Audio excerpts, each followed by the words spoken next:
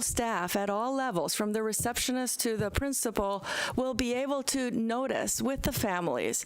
You know, it's you need to get to those kids especially. You need to get to them sooner than we are, in my humble opinion. So. The way your program, maybe I'm not clear enough. Okay. The way your program works, you have a full immersion all through it, and then the English-speaking children will be learning Spanish. Yes. All right.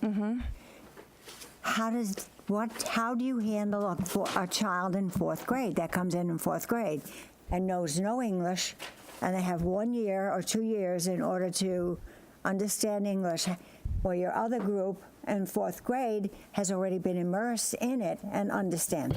How do you, I can't. Right. Okay, we have two, is this on? Yes. Okay, I'm sorry. We have 2 reading blocks.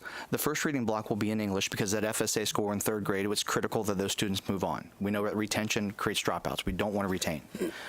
When it comes to the second reading block, if a student is proficient in English, they'll go ahead and get Spanish. If you have a student that is fully a Spanish speaker without any English, that child will have a block of literally targeted language learning, specifically in English. So whereas now an ELL student enters the school system at any grade level, all of a sudden they often just get a little extra support, get a push in. This school will provide an extra hour of specific language instruction in English to help them get caught up quicker than any other student going into a regular main school.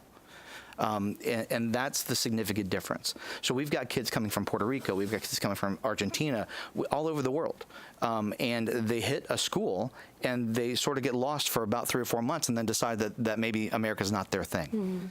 So when it comes down to it, these kids come in this setting with this different instructional model than the ELL plan that's currently in place, which is what most schools, districts struggle with.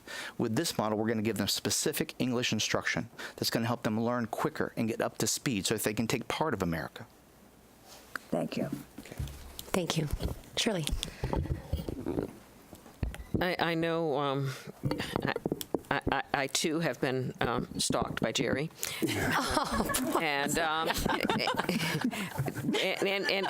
but also impressed with the kind of information that you got when we were looking at charter schools last year. I was blown away by the information you were giving us, much more in depth than we had received, and you kind of missed Carol Todd at that time but you kind of filled in for her. I don't know if you know her, but the two of you are very involved in this. Will you be running the school, or will you be getting a professional educator to be a principal, or what? I will not be the principal of the school. I will not. I know I'm really, really great at building communities, at getting people engaged, at educating everybody, including Spending my money. Yeah, I can help. That too. And frankly, the last year has been one of education for me. This district is an amazing district. I've been volunteering in this district for many years, but this district is not familiar with all the research and with this model. Why should they? We don't do it. Why would, we're already overworked as it is. So my role will be as support and to make sure that the person we retain as principal and assistant principal, but basically the principal, we have 3 very, very good candidates. The job description is the Sarasota job description, but we've added about 10 additional requirements and experience in years. My job is to make sure that they have all the resources and the money they need. And believe me, people give me money to get me to shut up. They're just like, what do you need? Don't call me anymore. So anyway, that's, that will be our support as a board. Yes. Thank you. We can look at and pick apart your educational model, but I would imagine we might be able to look at and pick apart our own educational model. And I, frankly, was just surprised and dismayed at our numbers. And I'm willing to try something new to move the needle on this population.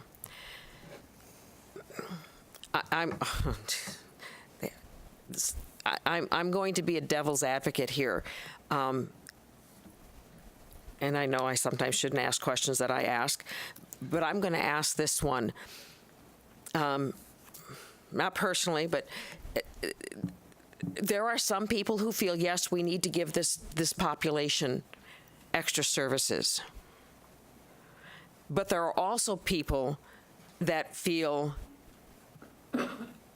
why are you spending my tax dollars on these immigrants or these people that aren't here legally, and maybe, might even want to target some of your parents or your students, because maybe some of the parents of these students are dreamers who are, in line to be moved out of the country. I guess I don't even know what the question is, but on the one hand, are there protections for these kids, and are these kids here legally? Okay, well. Well, thanks for the sensitivity. Actually, that's very appreciated, because the answer to that question is some aren't. And we have a responsibility to educate them. That is our board's job. That is our county job, and That is federal law. and it's also federal law. Yeah, exactly right. And we, as part of the community and interacting with these people on a regular basis, I think it is a horrific thought that people would say deny education to a child just because his parents didn't necessarily come here legally. And so we are definitely taking up a banner. We are definitely planting a flag, if you will, to mix metaphors. To begin to look at the political ramifications, that's way above my pay grade. We have committed our time. I've committed my checkbook. We are going to be doing this because, frankly, it's the right thing to do. These are kids here. It is our responsibility to educate them. I really could care less what certain people think. Well, let me add to that. That what we all need to realize is that the promise and the potential of these little kindergartners, that, Reading Recovery tells you need most affluent white children get 30,000 words before they even get to kindergarten. You're talking about children that get 30,000 words in another language. They come to our district and they have a few instructional model and some ESOL strategies to try to get them ahead. They just don't make it. Look at your own data. The promise and potential of a kindergartner that is either mildly bilingual or Spanish speaking, that comes in and you can reinforce that home language, which all psychological studies and educational research states is a great foundation to learn a second language. While you're reinforcing that, you're also daily teaching them English, and they're interacting with their little friends in English. As they progress, first, second, third grade, they're learning social studies, they're learning math, they're learning all the things that we teach. They're learning it in their home language and being reinforced. By third grade, they're already learning math and art and all these things that are a little easier to adapt to English. Those kids are going to thrive. They're not thriving now. We are losing them, and in our great district. So that is what we need to keep in mind, is that we have an enormous untapped potential. And for the Hispanic community, consistently, education is the #1 policy issue, above immigration, above terrorism, above everything else, above security even, which you're going to take up as soon as we leave here, which this is boring, apparently. But that's what we want to do. That's plain and simple. Just so you all know, this program, a lot of districts, Seminole. I can't say it. I'm sorry. I'm Spanish. Seminole County has 6 dual language immersion programs already. Seminole County looks a lot like us. They're an A district. They have 26% Hispanics. We have 21. But they only have 5% ELL, yet they have 6 programs already. And if you talk to those people over there, there's very specific reasons why they do. This works. This works for all children, not just ELLs, not just Hispanics. This works for, there's a huge demand. Most districts, most schools in the country have lottery systems for those 6 native English-speaking spots, because affluent American families, native-speaking English families, they realize the importance of bilingualism, and they want their kids to be bilingual. And they know those kindergartners are going to thrive. By third, fourth grade, you've got like all of your grandchildren and children are completely bilingual. They can talk to the horse stable hands when they're in their riding programs. And guess what? They learn about the horses from a completely different perspective that makes them better riders. Anyway. Thank you. You can read that letter of recommendation. Shirley. May I add at this point your question? As one mother who was very, very involved in Sarasota County with my 3 children and very wonderful young people that are very productive, as a Puerto Rican who is the largest population right now in the state of Florida and continue growing, I will tell you that we need to look at the standards that in the past had been with the Spanish-speaking students. That is, a lot of them end up dropping out. And so many times you have acquired tremendous amount of funding for students who continue dropping out, and you don't have a solution to the problem. Now, I am going to tell you, you have the solution in your hand right now. And I think as someone who has been not just involved in the school system and my children, but also with the horrible things happening in my own country, which I am going constantly on missions, I can tell you that the number of Spanish-speaking Puerto Rican students will be arriving, and also more. And I think you need to get prepared for the storm.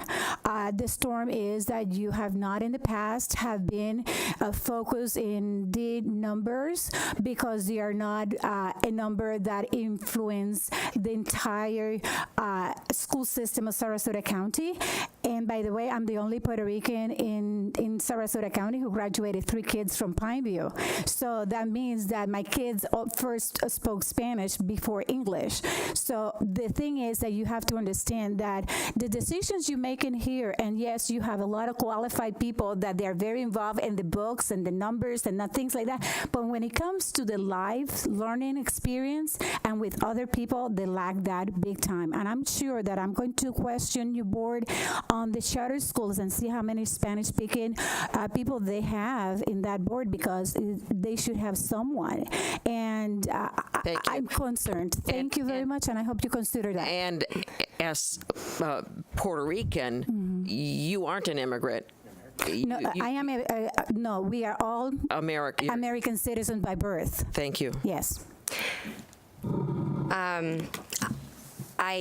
Your tenacity and focus and passion is obviously demonstrated, and I've seen it since day one. I think this is such an amazing idea. I'm very pleased with it. In my mind, what we heard before in any charter school, the opportunity to fill a gap where we may not be successful, and the continuous collaboration with our district to say, it's not so much about competition, it's about the students, and it's about supporting our district. And I think that is my favorite part about all of this. I want to see this work, because I think you raised an awareness to something that we aren't doing, or we can certainly do better. And not did you point that out, but you provided us a solution. I mean, that to me speaks volumes. My one main question, and I know we're kind of running tight on time, is from the compliance standpoint. This was raised, and I don't know how are you able to select the students to have that ratio where we wouldn't end up, because in any charter the baseline is you have to be compliant with federal and state laws, and so any discriminatory. And so can you talk me through that and how that's worked in other districts? Absolutely. I attended, we attended all the Charter Review Committee discussions, and that was actually a very valid point that I couldn't say, no, this is how, but, that's something that needs to be clarified. All of our marketing will be targeted within the Spanish communities. I don't know if you all know, but Hispanics churches have 10 services and they're full. This is still largely a two-parent household that want their kids to be in that environment. That's already we have gone to these churches and talked to them about that. We are also conducting outreach to the Newtown community because those kids traditionally, this type of population does really well in this program, believe it or not. Native English speakers. Robert Taylor Community Center, they're very excited about us bringing this concept there. We believe, and based on experience in other states and other districts, that the native English-speaking spots we will have competition. That's not going to be a problem. So it will be, that's who we're marketing. We're marketing in Spanish, and that's what we're. But you won't be denying. I mean, that absolutely that's not. and I didn't Absolutely think not. that was the case, and I know this has been successful. Otherwise, I just wanted to make sure I addressed that because. Thank you. Again, I look forward to the follow-up answers. I think this is a great idea. I think you guys have brought forward something that I think has great potential, and I look forward to it. So Thank you. Thank you. thank you very much. All right, thank you. Now she can have a cup of coffee.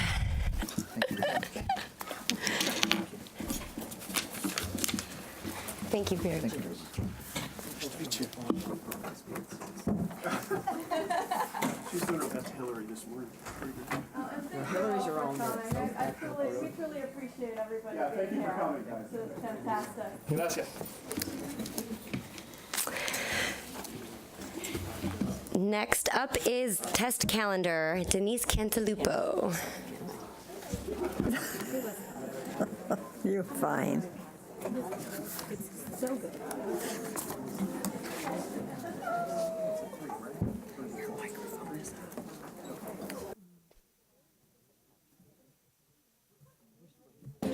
We'll give a minute. So thank you.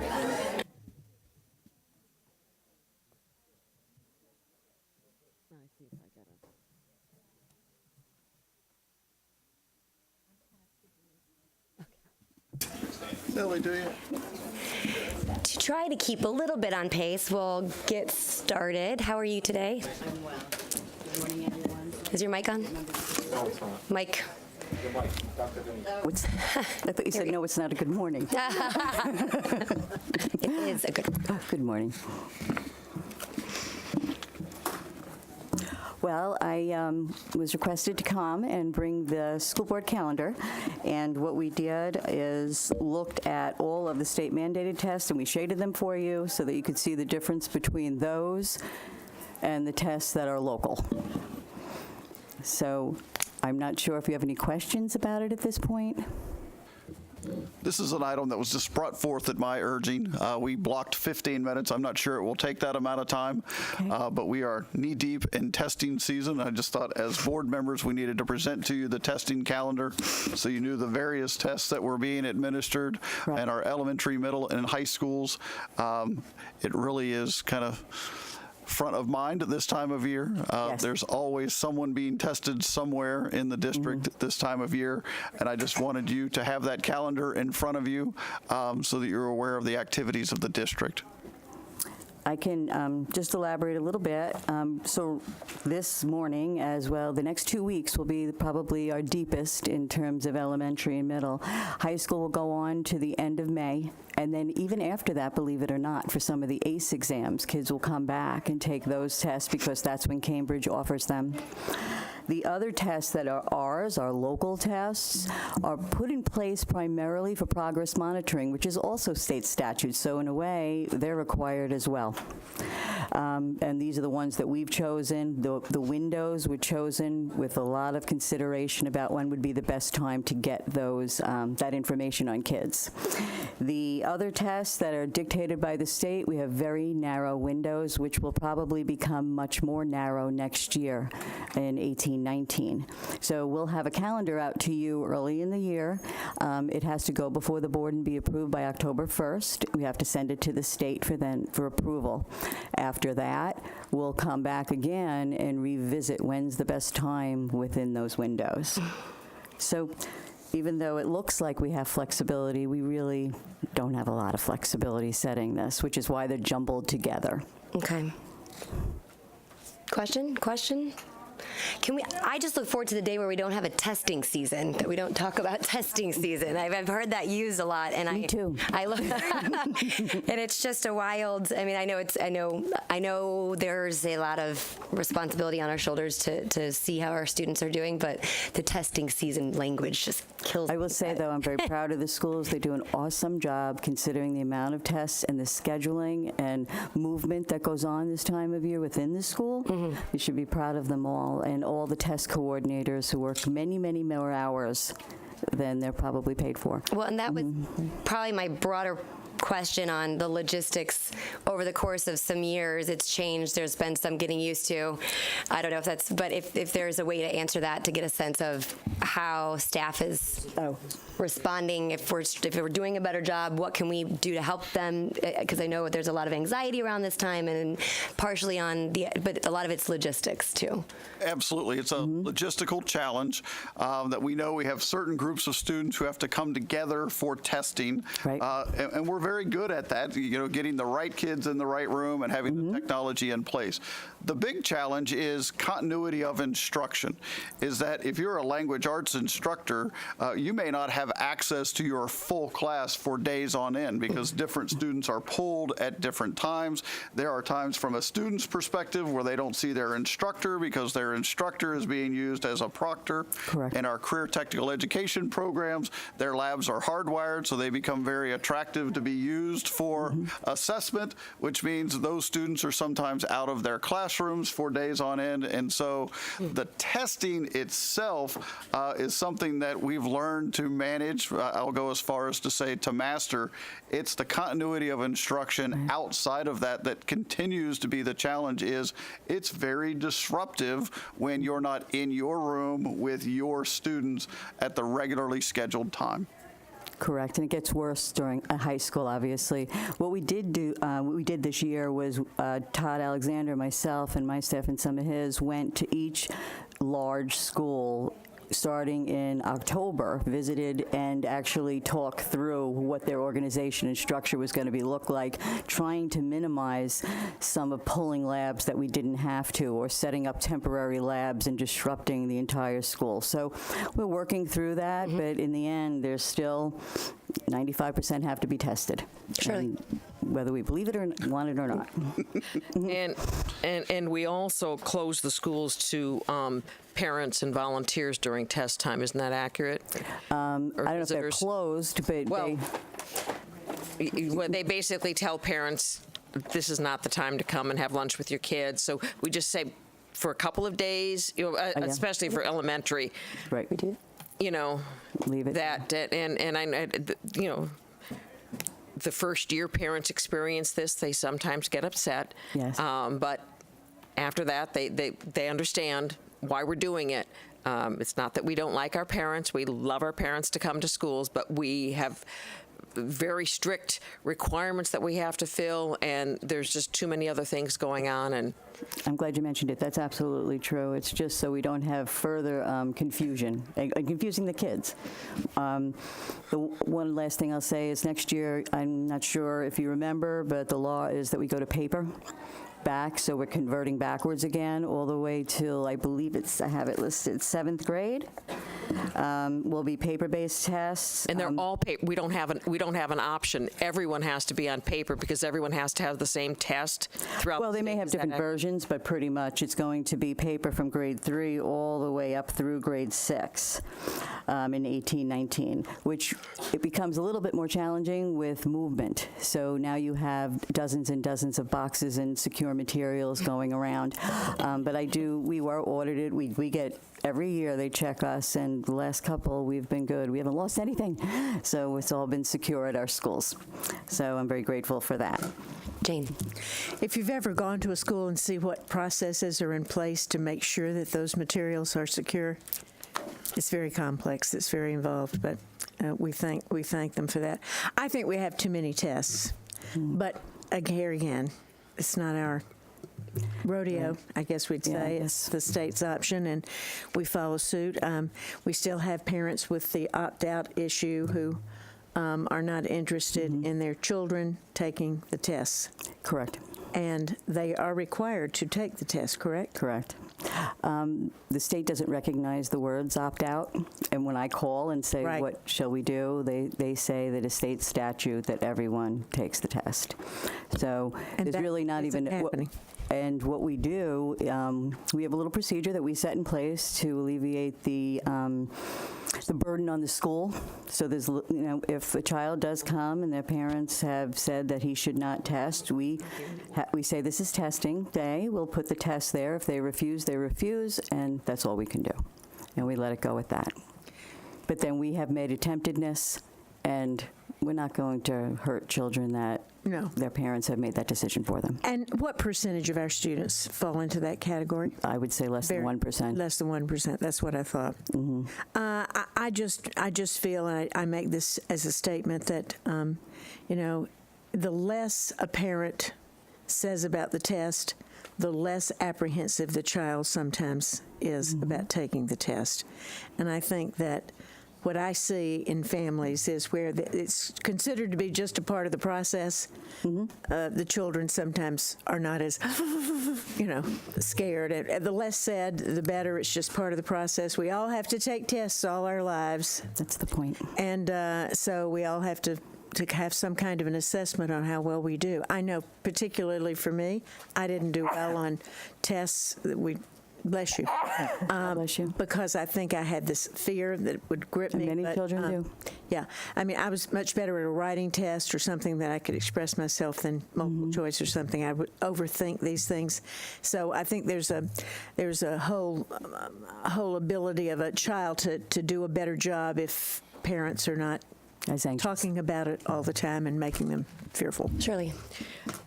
In another thing that, frankly, I was rather surprised to see that most of these tests run 2 and 3 hours.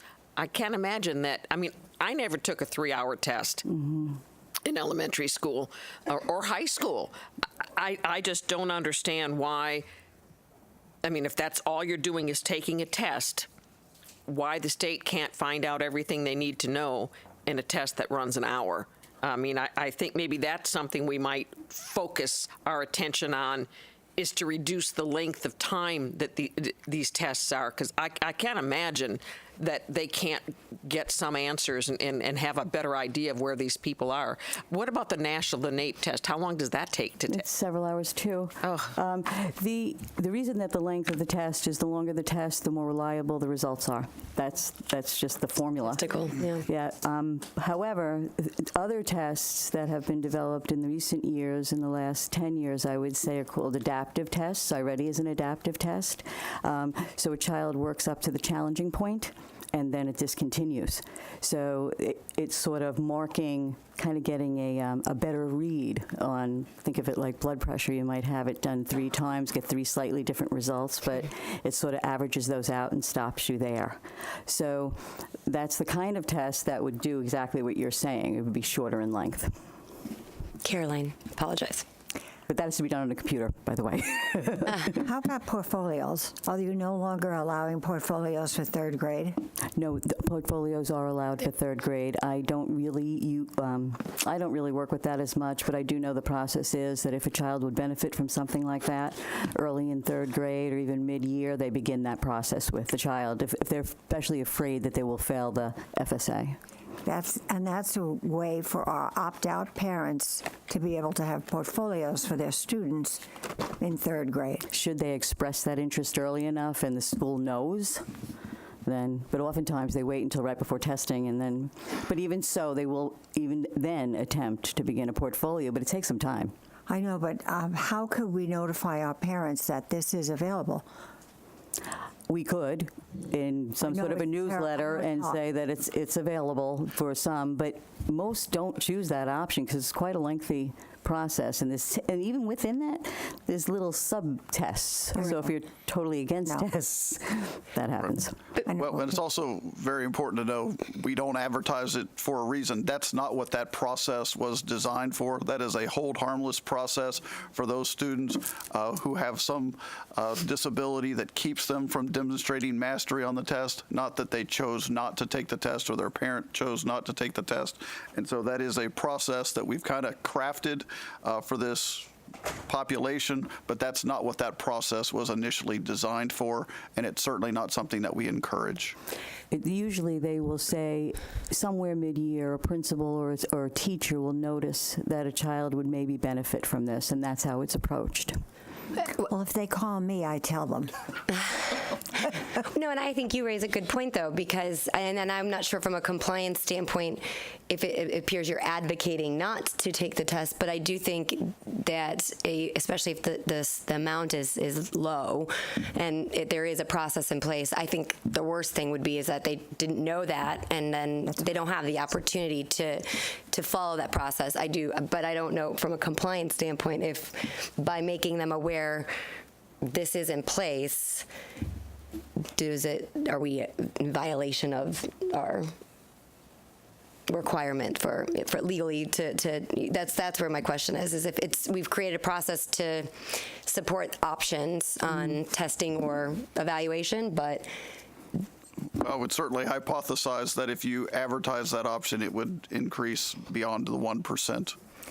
But most teachers would know by the middle of the year whether that student is going to pass a test. Well, I think we're talking about two different things. If we believe a student is unlikely to demonstrate mastery because of some sort of learning disability, we absolutely reach out to the parents and say, this is an option that is available to you.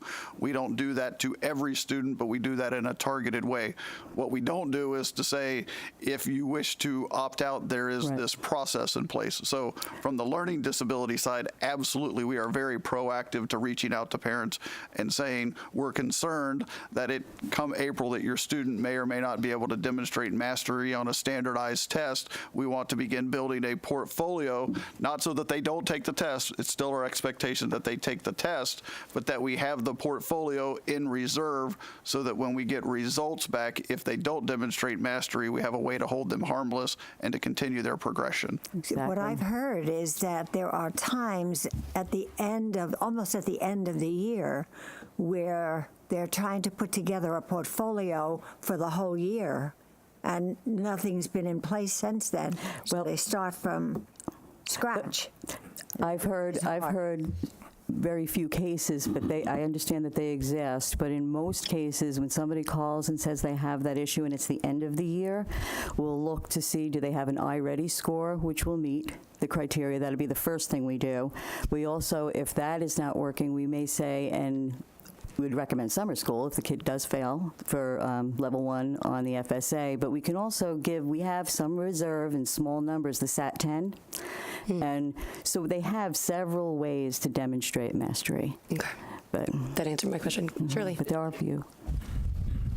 Not so much about the testing, but about something that that's a result of the testing. I see that we aren't going to be getting most of these tests back until June of 2018. Correct. I know for you, but we've got work to do in June, and that's our evaluation. I mean, will we get these back in time? And that evaluation is based on these test scores. Actually, we will not. I had a conversation with Art yesterday.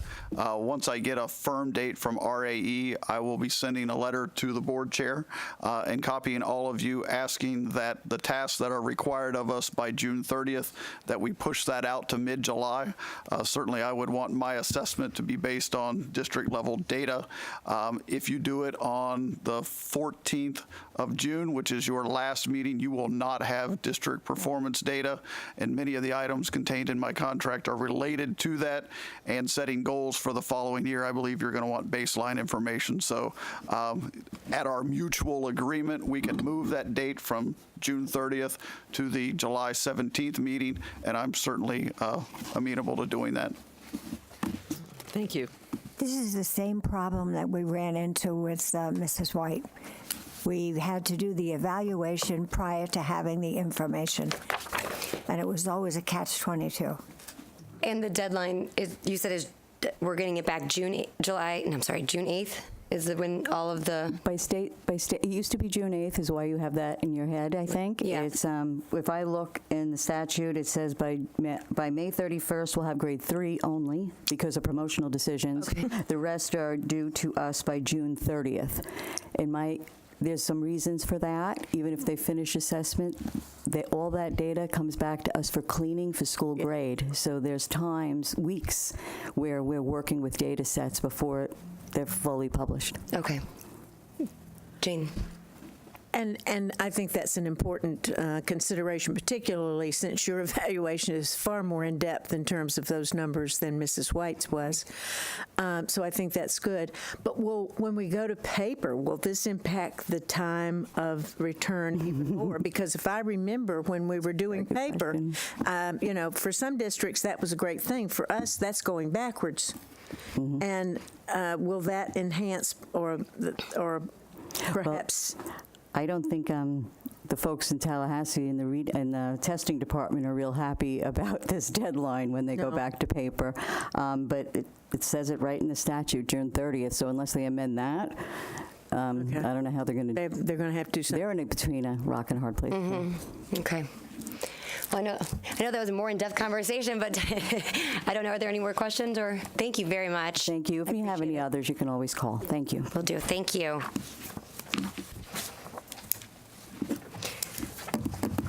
Next up is school safety and security options and budget implications.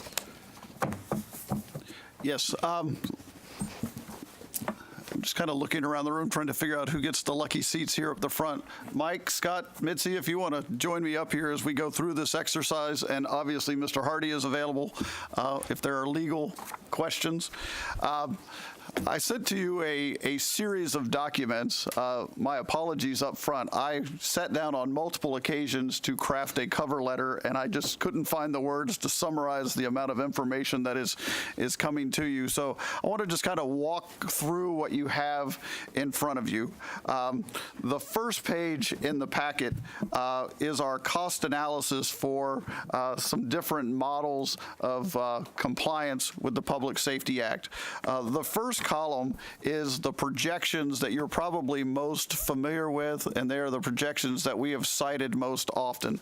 And that was a financial exercise that we went through to project if we had to bear the full cost of this program from all 4 of our law enforcement partners, what that cost might be. So we did some projections there. I have had communication with all 3 of the city managers, and we have the information from the sheriff's office, so we're now able to move beyond projections to we actually have proposals, and all of those proposals have been provided to you. So the second column deals with the proposals from the municipalities. The third column is a conversation that we would like to engage you with in regards to an option that's available to us should we decide to stand up our own department. And then there are some nuances to that. We're going to come back to this page, but I just want to orient you to the pack as a whole. The next page is a budget document that you should be extremely familiar with. It's a work product from our finance department that anytime we project a budget, this is the format. When you approve the release of the budget blueprint to cost center heads, the number that was most frequently cited was the 7.61%. That prior to contemplating the cost of safety and security, we delivered to you a budget that would result in a 7.61% fund reserve. We've done a variety of projections that build off of that number. The one that you see here is the projections at full cost, what it would look like if we incorporated that into our budget, and then we can build from there with cost cutting and different options. The next 4 pages are the models themselves. What are the costs of the various models? The first one is the projections that were delivered to you previously. The second is the proposals from the municipalities. And the next 2 deal with if we were to pursue the development of an internal police force. The spreadsheet that follows looks at potential cost projections for standing up an internal police department, be it in a single year or in a 2-year horizon. And then the last set of documents is an activity that I asked staff, each and every one of our principals and cost center heads. We delivered to them a revenue target, a 1% target, and asked them to go through an exercise of if we did a 1% across the board reduction, what would it look like at their individual cost centers? As you page through that 4-page document, I have produced this. Finance has produced this based on what came from the cost center heads, but we will talk about the 1% reductions, but we'll also talk about a series of recommendations, and those recommendations are shaded in blue. If you look at the total, a 1% across the board reduction would come in at approximately $3.9 million. I have targeted a specific set of cuts at approximately $1.2 million. And so as we talk about the various options, these are supporting documents for that conversation. So I'd like for you to return to the first page, and I'll kind of walk you through, and have built in lots of time for us to talk and discuss. During the 17-18 school year, we contemplated an SRO-SRD program that served our middle and high schools.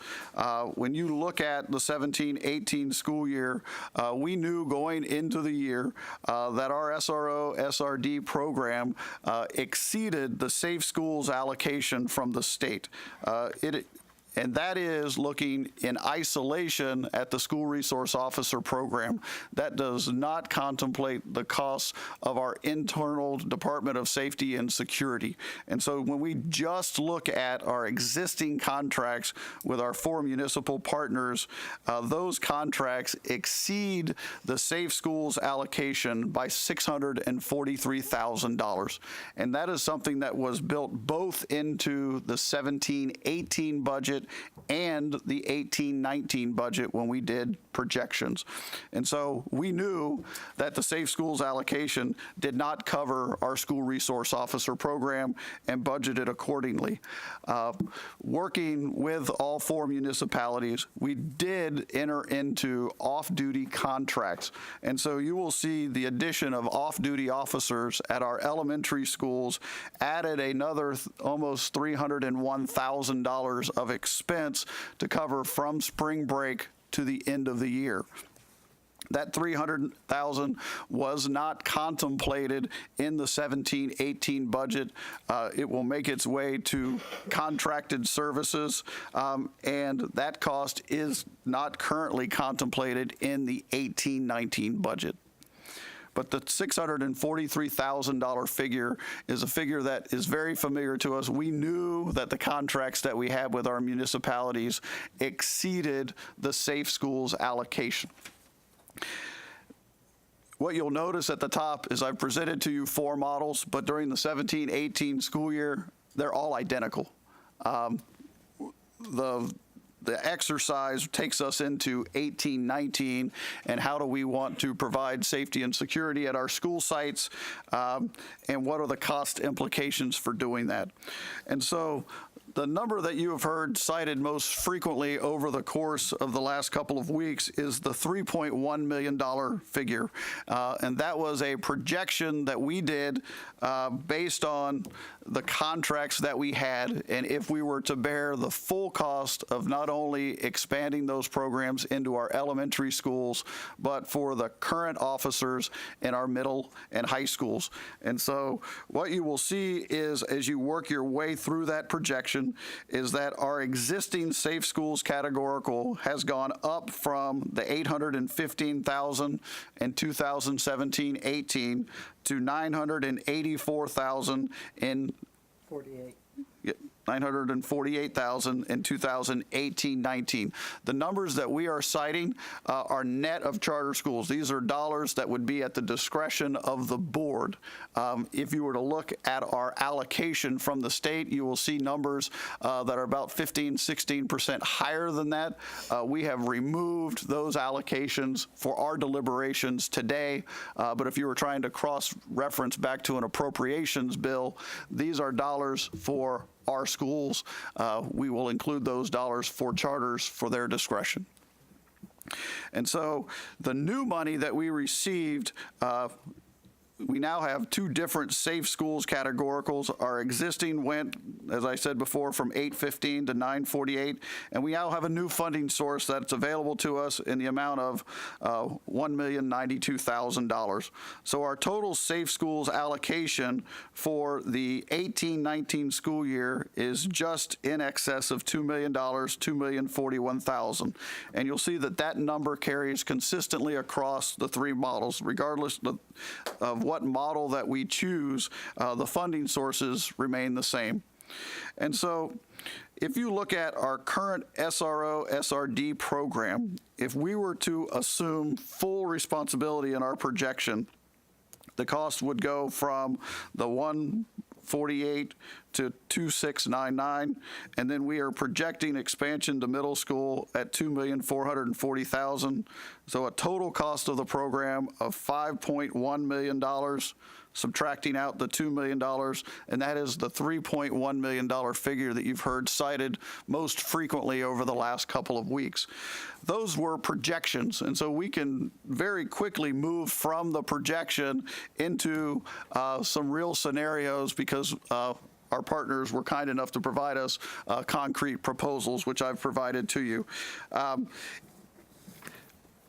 So building off of the $2 million Safe Schools allocation, our request from the municipalities to continue with the SRO, SRD program at their existing sites, the middle and high school, is $2.5 million. Just to summarize, the Sheriff's Office has proposed that we take on the full cost of that program. The City of Northport has proposed that we take on the full cost of that program.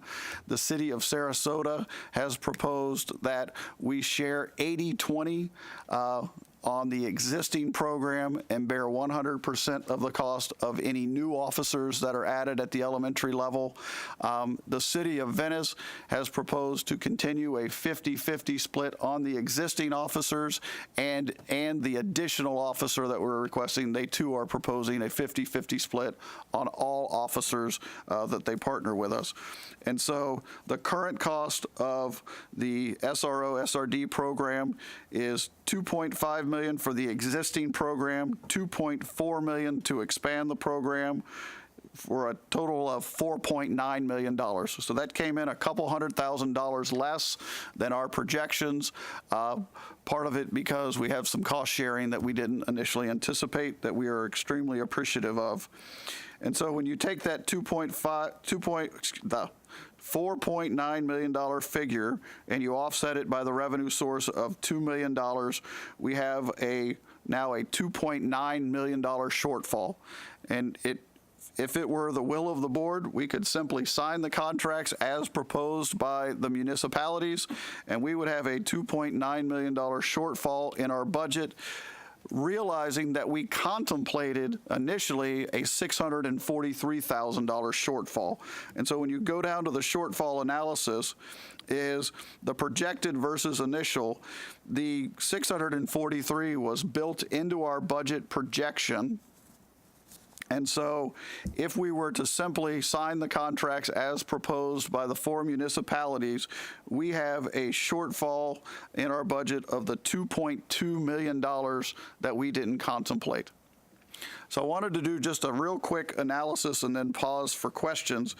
If we simply signed the contracts and made no offsetting cuts to our budget would have a 7.47% fund reserve we would project at the end of 18-19. That number should immediately become problematic because it is below the 7.5% policy of the board. If we implemented a 1% across the board cut, the fund reserve would go to 8.32%. And if we decided to do it in a targeted way based on the $1.2 million recommendations, we could have a 7.73% fund reserve if we made the decision to sign the contracts, return them to the municipalities, have the cities and the sheriff provide school resource officers at the elementary, middle, and high, and then do targeted cuts at the district office. I could deliver to you a budget that has a 7.73% fund reserve at the end of the 18-19 school year. At this point, I'm going to catch my breath and pause for questions. Thank you. And thank you. I mean, this is tremendous work, and this is very helpful for us to guide some conversation, but thank you. Shirley, did you have a question? Yes, I did. I'm glad that we don't have to take the full cost projection across the board.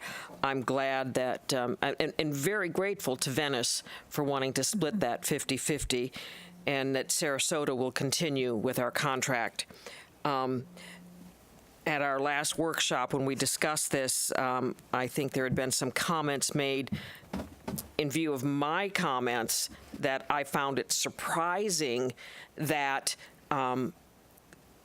some of our partners were wanting 100%. I looked back at all of the information I received, and the letters that I saw talked about a total cost, but we knew that total cost, and I expected it to continue the way it was. And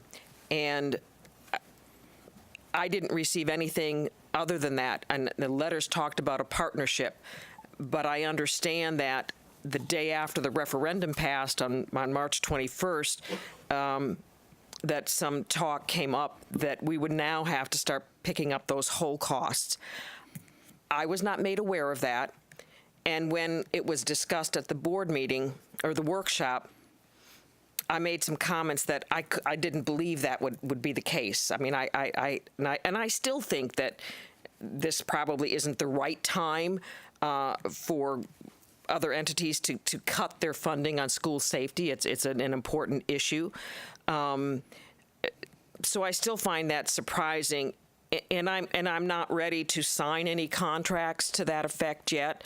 I still think that maybe with all the blow up and the confusion, and I asked, let's sit down and talk about this, and snide remarks were made from those comments of those entreaties also. I would like to be able for you to go back to these entities and see, is there, can we go back and can we look at this? Because I didn't like, obviously we couldn't do what we had brought before us because we had a partner saying no.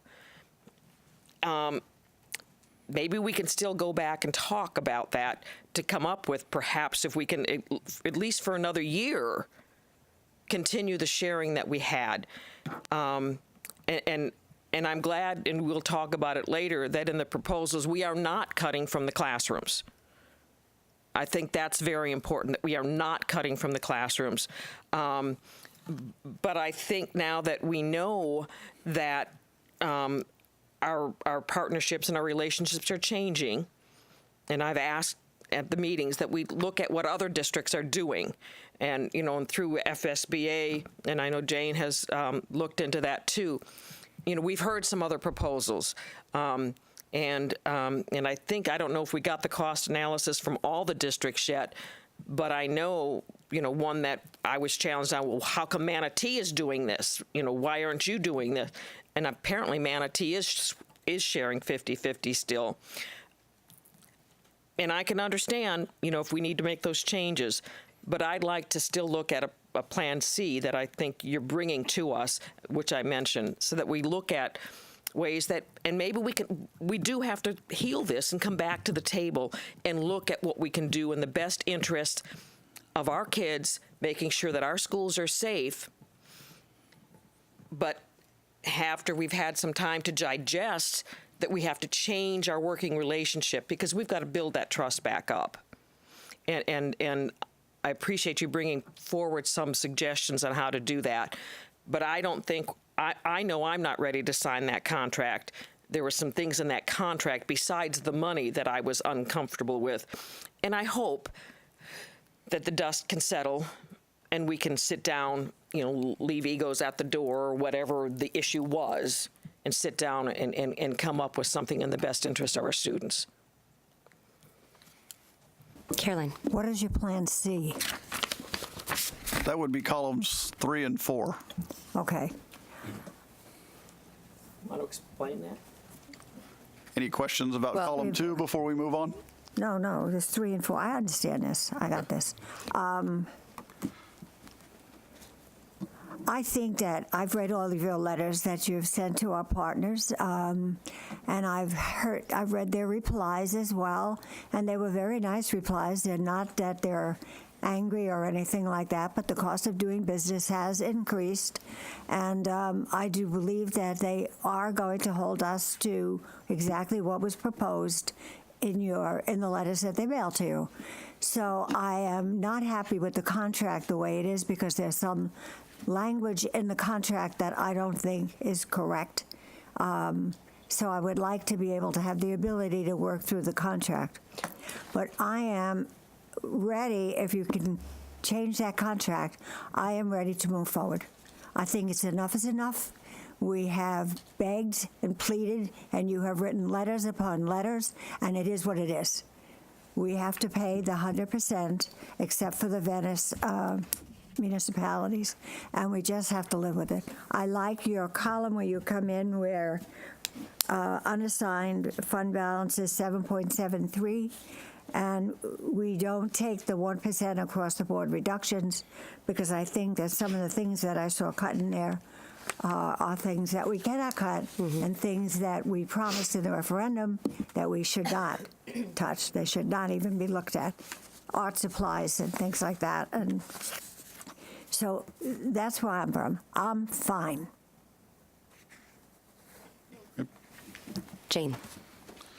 Well, I'm not sure what plan I would advocate. I do think there is some misunderstanding in the municipalities. I've heard from some members of municipalities that they really think we got a lot of money, and that coupled with the referendum made us it happened, I guess, when I got word of it was the day after the referendum that, we were asked to pay 100%. But I think there are many who think that we have a lot of money, or a lot more money was allocated than it was. So I'd like to entertain the other columns and the other proposals and see where we are and what we come up with. But as far as saying I'm okay with paying 100% and let's go with that, I'm not ready to make that decision. I just have a question as it relates to, so that we're clear on timeline, since we're looking through the various options. What are the deadlines to make the decisions based on the contracts we have? I know one's May 31st, if I remember, but are there varying timelines, so we can just be cognizant of that before? They were not expressed in writing, but I will tell you that there is a growing sense of anxiety. If you look specifically at the city of Northport, they currently have 14 vacancies. We're asking them to add 5 officers and a supervisory position. What they've said is, if that's the option that you pursue, we need to know sooner rather than later, because we've got to, number one, select those officers that are most likely to come off of patrol, retrain them to be school resource officers, which is a process, but we also have to select, find, train, and onboard new officers. And so the only date that was articulated in writing was the May 31st, but every municipality has expressed their urgency to us. Okay. And then Caroline, you mentioned there were certain things in the contract that you didn't like. Do you have those highlighted? Just If I could ask that the contract that we have. We only have one contract, and the contract would be if we chose to pursue contracting at both the middle and high and the elementary level. I do want to present the option of something different we could do at the elementary because it would substantially change that contract. So before we got into detail with the contract, let's talk about what type of contract we would want to pursue first. Okay. Okay, very good. Now? Keep going. Okay, all right. So one of the options that is available to us that you typically find in districts slightly larger than we are is to have an internal police force. We have the ability under state law to have our own police department. These would be sworn law enforcement officers with arrest powers.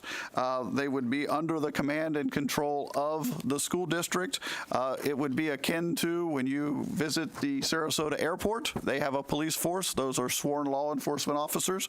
When you visit the campus of New College, they have a police force. Those are sworn law enforcement officers. And so this is an option that we have fleshed out, quite honestly, at the urging of some in the public. I've gotten some correspondence that said, hey, why don't you at least think about this? As well as some of the city managers have said, you know, we have great partnerships with some of these entities. It's something you might want to look at, and you can find some of that dialogue actually in your letters that said you ought to at least go through the exercise and see if it's something you want to pursue. So that's exactly what we did. We looked at what it would take to stand up a police force, and we very quickly came to the conclusion that is not a task that you would want to try to accomplish in a single year. That if we were to do that, we would look first to move into the elementary schools where we currently do not have school resource officers, and then if we so chose in the following year could move into the middle and high schools. And so the proposal that you see there in the third column is really a 2-year implementation of an internal police force that would be fully sworn officers with arrest powers, but would be under the exclusive command and control of the school district. And so you'll see that in the first year, there is savings. When you look at the proposals that we received from the 4 municipalities, the school deputy is really closest akin to the SRD2 program that the sheriff proposed. These would be officers employed exclusively for deployment in our schools. The other 3 municipalities did not propose a program similar to that. Some went as far as to saying that they had contracts which precluded it. And so it allows us to take the cost savings of the SRD2 program and get it into all of our elementary schools. And so there is, in the first year, about $450,000 in savings in standing up our own police department. Where the real savings falls is in the second year when you replace those contracts at the middle and high school. There's an additional just in excess of $1 million worth of savings in the 19-20 budget that's not presented here, but I wanted you to know that there's some immediate savings in 18-19, but there's additional savings to be had in the following year. And so as you go down through the exercise, you'll see the Safe Schools allocation remains unchanged at the $2,041,000.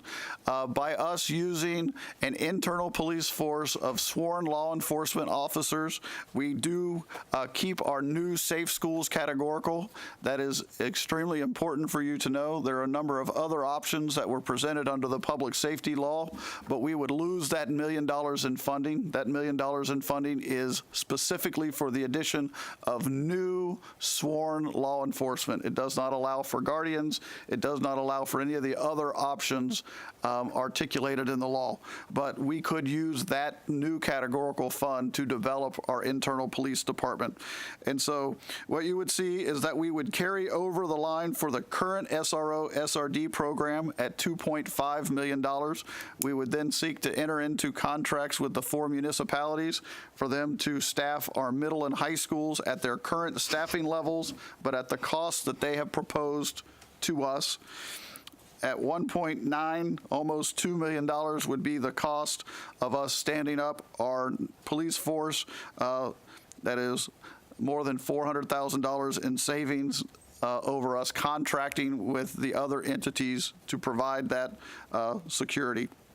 And so you'll see that the total cost goes from 4.9 to 4.5. And so if you drop down to kind of the magical line under the shortfall analysis, the shortfall in our budget would be the $1.8 million down from the 2.229 number. The impact it would have on the fund analysis is if we implemented that program with no cuts, the projected fund reserve would be 7.56%. That's a magic number because it is north of 7.5. If we did the 1% reductions across the board, the fund balance would be 8.41. If we did the targeted cuts at the $1.2 million, the fund reserve at the end of 18-19 would be 7.82%. Before we get into a discussion about kind of the pros and cons of developing your own police force, I just want to take you through the fourth column. The only difference between the third and fourth column is it would seek authorization from you to continue to negotiate with the municipalities. With the city of Sarasota, they have said that they will hold the line on the current SRO program. With the city of Venice, they've said they would hold the line on the current SRO program. We could return to the Sheriff's Department and we could return to the city of Northport and say, we are developing our own police force. We're going to implement it in the elementary school next year. The following year, we would move to middle school and high school. And what we would ask is that you continue with our current agreement for one additional year. And so the only difference between columns 3 and 4 is if you look under the current SRO, SRD program, where we have proposals on the current staffing at $2.5 million, we could return to the municipalities and say, will you continue to honor our current agreement for one additional year before we're able to relieve you of that responsibility?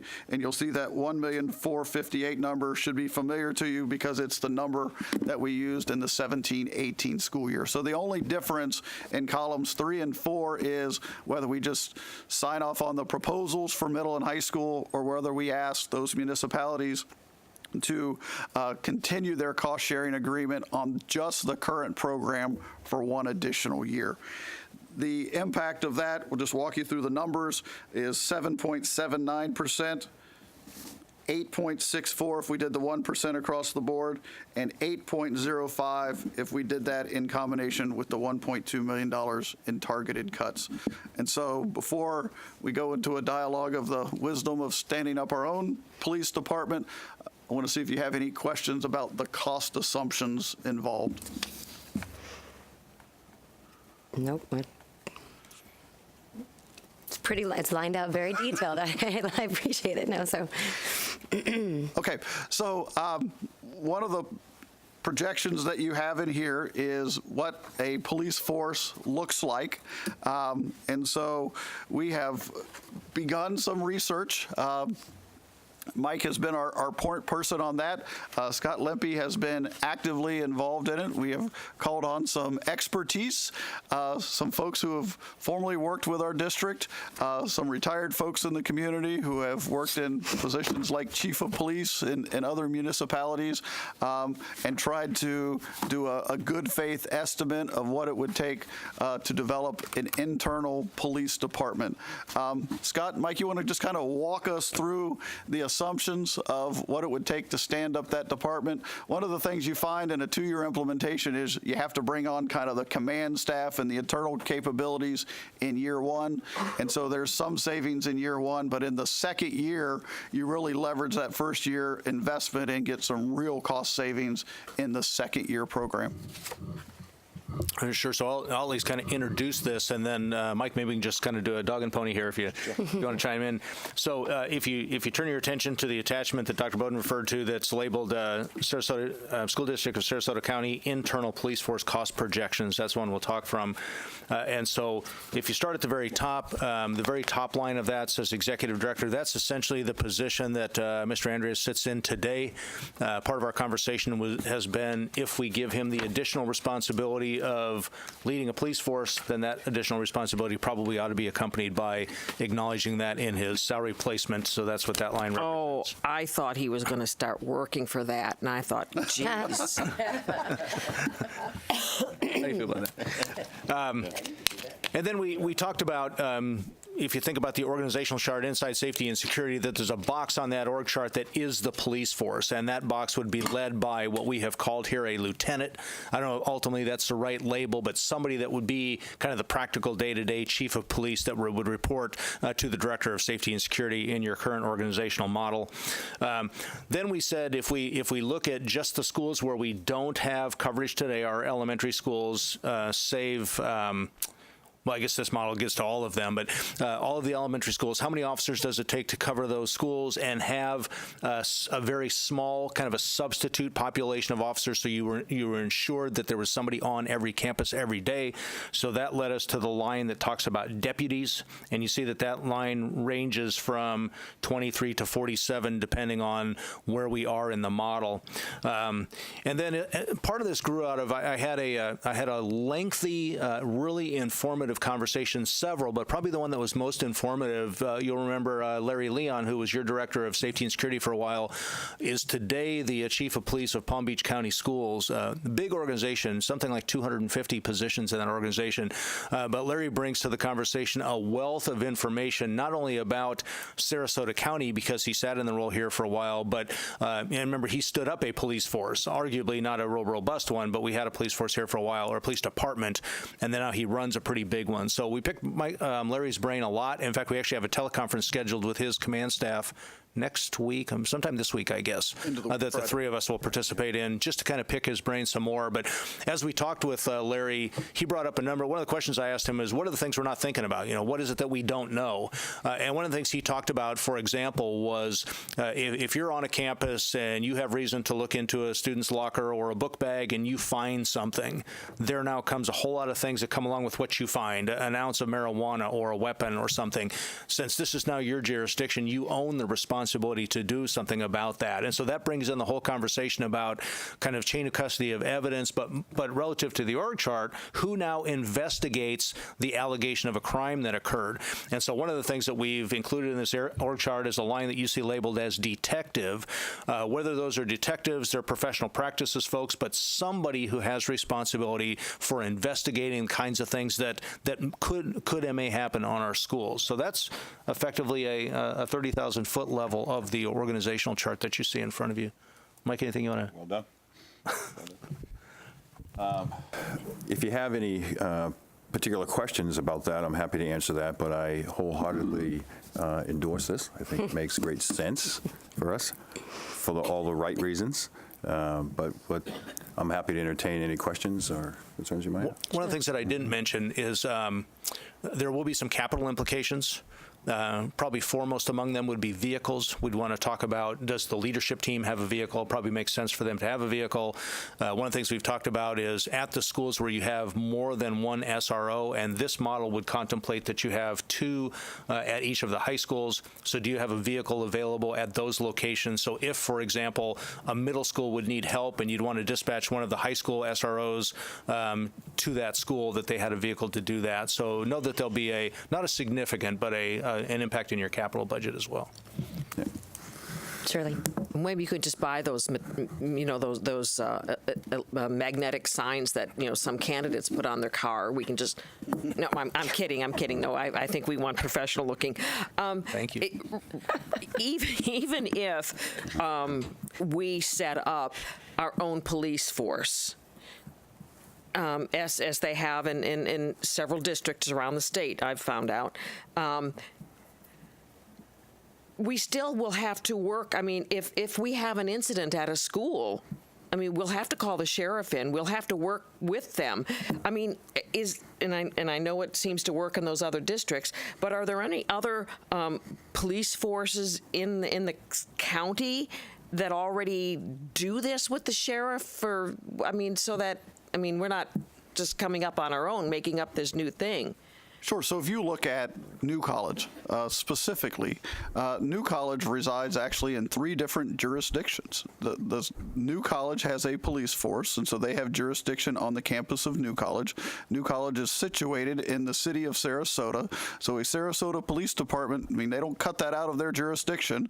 So a police officer from the city of Sarasota has jurisdiction, and then it resides in Sarasota County. So a sheriff's deputy, too, has jurisdiction. A variety of issues come up across the year. Every one of our departments have interlocal agreements. They call them mutual aid. Is that the correct term?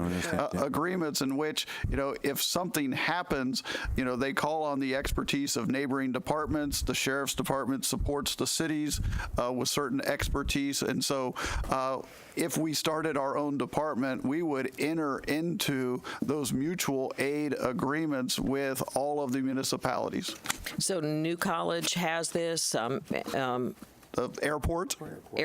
Yep. And I was not able to determine. There is a force at Sarasota Memorial. They are a government entity. They're sovereign. I do not know if they're sworn or not.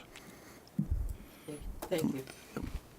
So regardless, that's a process that being collaborative across the county is certainly something that we would expect from all of our professional law enforcement agencies. So in the best interest of the citizenry, they have to work together. And so we would always maintain the highest standards, and we would develop the memorandums of understanding and our local agreements, and we just develop our relationships in such a way that they are collaborative and participative and professional. Jane. And our training would be done in conjunction with the Sheriff's Department, correct? Actually, all of the municipalities have training departments. One of the letters you have from the city of Sarasota was an offer of, if you started your own department, your officers would be welcome at any of our training. Kind of the hub of training is the academy at the technical college. It's where they all come together. They share in training, and so it's not uncommon to find a city of Northport officer sitting next to a sheriff's deputy as they undergo training at the technical college. And so we would certainly draw on that resource. So do the stipulations in statute that came out this year, do those have to be met for each of these officers before they would be assigned to a school? 132 hours plus 12 hours of diversity and so forth. I mean, do we have to be compliant in that way, or do we fit in another category since this is a little bit different? The only thing that changes is their employer and the chain of command. The mandate that they be sworn law enforcement officers who've done crisis intervention training, that whole list of training that is required of them, whether they're an employee of the school district, one of the cities, or the sheriff's department, that would remain unchanged. Right. Shirley. there's been a lot of talk of the Guardian funds, and I guess those are in the sheriff's office for training. Would these kind of people that we'd be hiring, would they be able to access the Guardian funds, or they would not be eligible for Guardian funds. We have agreed to sit and talk with the sheriff about the development of a Guardian program. We've kind of put that on the back burner because it would be supplemental to it. We're not envisioning using the Guardian program to meet our obligation, but that where appropriate with a very limited number of employees that we might use the Guardian process. The Guardian program has not been hugely popular across the state. You'll hear from our folks from Tallahassee after lunch today. We had a chance to talk with them yesterday. They expect out of that $67 million fund that 20 to 25 million of that would be used for Guardian, and the remainder would be sent back to the state and then distributed out under what we call the Safe Schools allocation for new officers. So there is a possibility that we could be in line for up to an additional $1 million of funding, but it would be prorated based on how much was used for the Guardian program. Mitzi's done some projections there if you wanted to get in the weeds with you. Yeah. No, I don't want to get in the weeds with you, Mitty. I didn't wear the right shoes. Right. No, so it would just, if it was prorated down, I mean, at most $1.4 million, and then, but most likely quite a bit less. So, yeah. So I have a couple questions, and I appreciate all the options because I think it allows us to have a holistic view and not and really try to vet out what the best solution is. My question, I've done a little due diligence, and so I know you mentioned you spoke with Larry Leon, and I know Palm Beach has their own, Miami-Dade, Broward. Those are all very large districts compared to middle-sized districts. So there's a there's a scalability where it starts to make sense potentially for the cost. Is there a vetting process? Do we fall into that? I mean, was that a conversation you had with Larry? It is, and I think let me give you one example. If you looked at the Palm Beach County Police Department's organizational chart, you would see, for example, a box that was essentially their drug dog working teams, and inside that box there are dog handlers that do everything from weapons sniffing to explosive sniffing to drug sniffing, and they have a piece of their police department that does that kind of work. I think if you brought that then to Sarasota County, you would say, are we big enough to be able to support something like that? And just kind of one guy's opinion, no, we're not. But you look, for example, at this city of Northport that has a working dog program. Could we have a relationship with the city of Northport where we would essentially, quote unquote, buy that service from them? And so when you asked the question about training, I was thinking about that too. There are going to be some things that we would do in-house because we think they're important enough that we would do them in-house, but there's training and service that we would enter into mutual aid agreements with local law enforcement to say, rather than try to do this in part because of our size, it makes more sense to lean on a capability you have already. SWAT, 911 call centers, there's a number of those kinds of things. There's another consideration that I want to make you aware of is embedded in all of the proposals is supervisory staff. And so if you look at the sheriff's office proposal, they are proposing a lieutenant and 2 sergeants. If you look at the Northport proposal, they are proposing 2 supervisory staff. If you look at the city of Sarasota, they're proposing a supervisory staff. And so all of the officers that we currently have come with this overhead built into the contracts. And so there actually is some efficiency in the command staff as opposed to having 3 here and 2 there and 1 there to have a unified command staff, because we are paying for that supervision in bits and pieces through our existing and those proposed contracts. And you answered my question, and that does make sense. My concern is there's other buckets. This is not my area of expertise. I don't know, when you start a police force, I have to assume you need some expertise to help you do that. I don't know, do we hire a consultant to help us do that? So that would be one concern I'd have, just are we checking all of the boxes, not just by way of compliance, but thinking about, I mean, you brought up the investigation portion. That's one of probably many different things that we, and I don't know if, Michael, that's your ability for the background, but that's part of where my one concern would be is, so what does that look like? 2, just on a philosophical standpoint, I get concerned. I know, Mitzi, I said this to you, being the jack of all trades and master of none, being cautious of, as an educational institution and starting to go beyond into police force, medical facilities. Are we duplicating efforts where taxpayer dollars are already being funded for other agencies who specialize in that area? So that's just a high-level concern that we spread ourselves too thin, and after 2-3 years realize after significant overhead and investment that perhaps this wasn't the best option, but I mean, I feel like there's got to be a much more in-depth vetting process, but that's because that's not my area of expertise. And again, I think when you think of other law enforcement agencies, they have a number of support functions. I think you think forensics and all sorts. So when would we wouldn't be taking on that burden? Is that when we would be overlapping with our law enforcement agencies? The short answer is yes. Okay.